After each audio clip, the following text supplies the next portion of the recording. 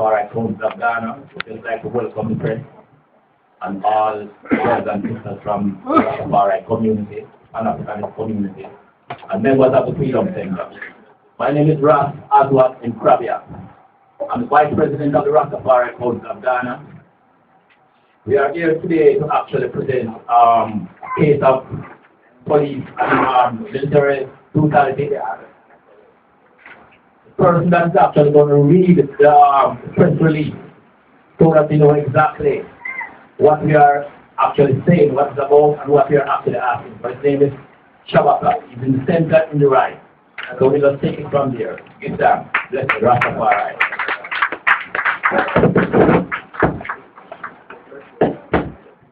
Brilliant people.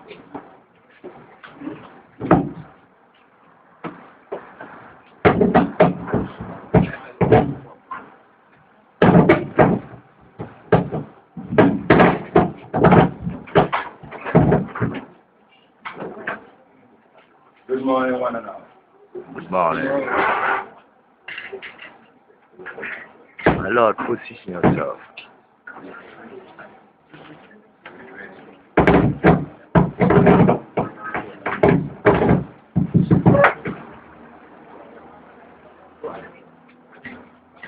Good morning, one and all.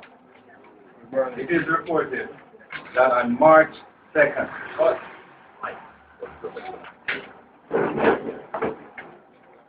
on March 2nd, 2012, about 50 soldiers and 25 police, along with members of the Tema Metropolitan Task Force, demolished a school and a mosque in Community 22, Tema, without any advance notice or warning for the accused violator to vacate.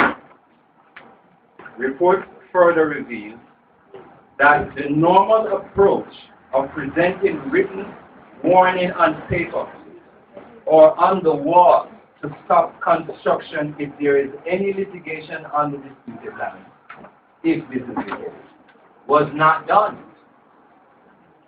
The group of angry joint military police forces, without serving a court order for the accused to vacate or stop building, invaded the premises and immediately started attacking the children from their classes. I should mention that before, at gunpoint. At gun. In the loud, aggressive and hostile action,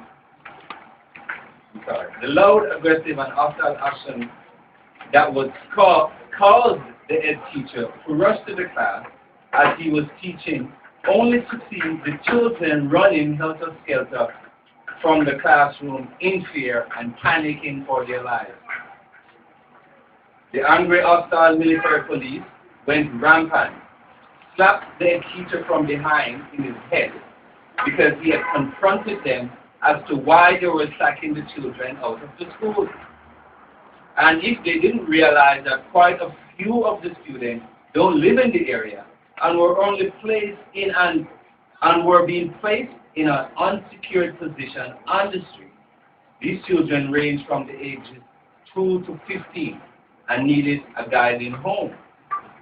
He further stated that the head teacher further told the police that there was a bus that normally moved the children back and forth, and the bus had not arrived yet, so that the children needed to stay there until they were picked up.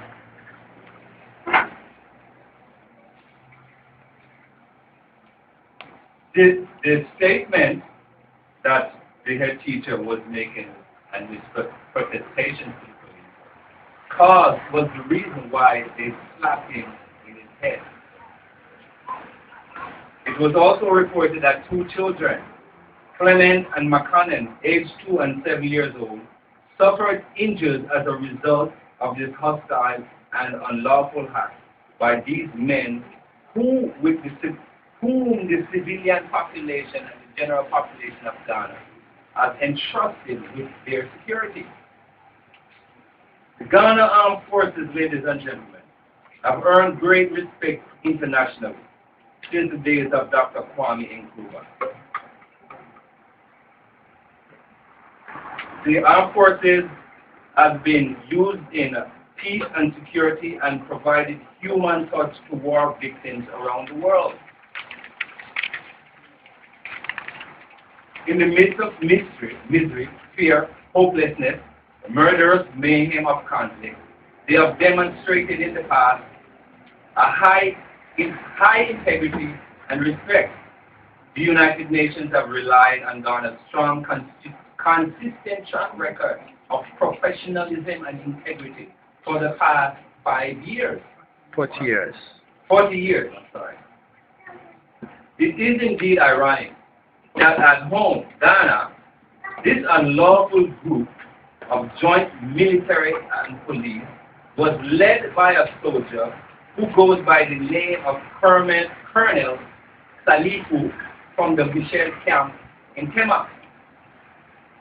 A trained, experienced soldier who is only working to tarnish the good image and undermine the integrity and the track record of the peace-loving members of the Ghana Armed Forces. Rastafarian Council is calling for full investigation of this matter. We are requesting the following: thorough, impartial investigation. 1. 2. An establishment to ensure accountability and transparency. 3. Full compensation for material damages and reconstruction of the school building before the rainy season, in addition to medical compensation for the children who suffered harm. 4. Public apology for the unlawful act by these men in government uniform. 5. Public education and public education of constitutional and human rights as it relates to the security forces and civilians. The Rastafari Council would also like to make itself available to assist the security forces in any way possible to ensure peace, justice, and to help build the bridge that is necessary for our civilians and the national security forces to find synergy in peace and understanding. The Rastafari Council will make itself available for workshops to educate the police, the army, and the educational institutions about Rastafari and its way of life, our value for human rights and justice. This is to ensure that there will be no confusion as to our mission and who we are, and to avoid also the unnecessary harassment and antagonism that our community experiences on a daily basis from the security forces as a result of their ignorance. Thank you very much.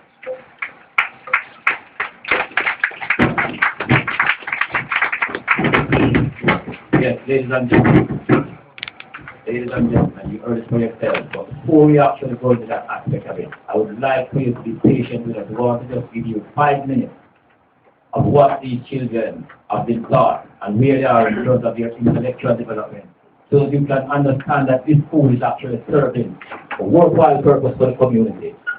Give thanks.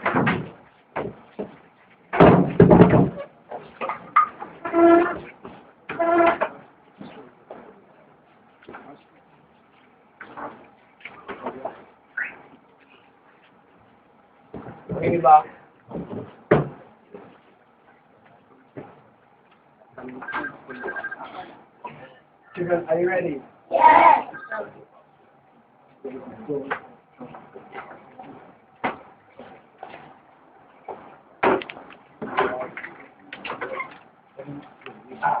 We are the children of the human kind and protected of God.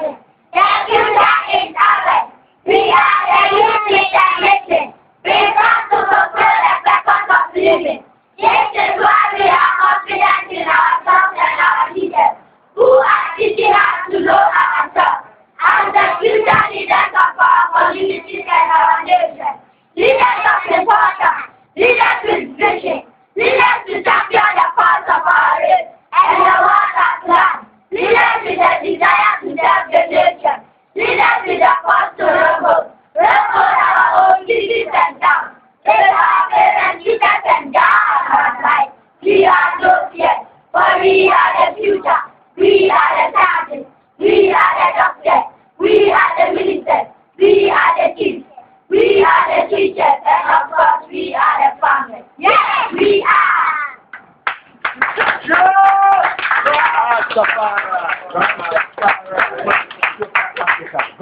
Ethiopia, Africa, home of the one, land of the black, the origin of life and creation, the land of ancient scholars, the descendants of the oppressed.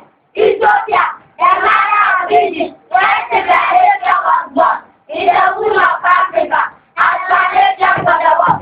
Ethiopia, the land of greater, the land of plenty. Thank you. Let us please have the word. Greetings! My name is Bakati Fudi. I am 5 years of age. I attend Igos Apostolic Academy. My poem is entitled I am the son of a black one, the daughter of a great sister who was black. My grandmother and father are black, and this is why I've come to be black. My spouse shall be black. My children shall be black. All the black shall be one. But in the record to tell you what, I shall be black and spotless forever. I am the son of a black man. Thank you.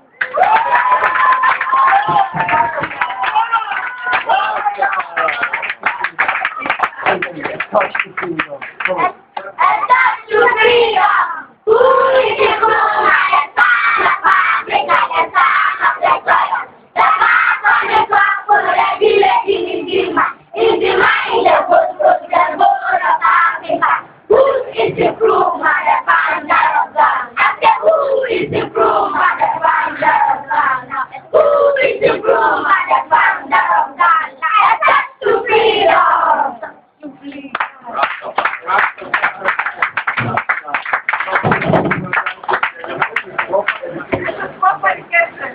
Thank you very much. Before we go further, I would like you're the representative from the African Mission, Nana Freedom, and then the brother Jack Blue from the Ethiopian World Federation, the Nana Freedom. Thank you.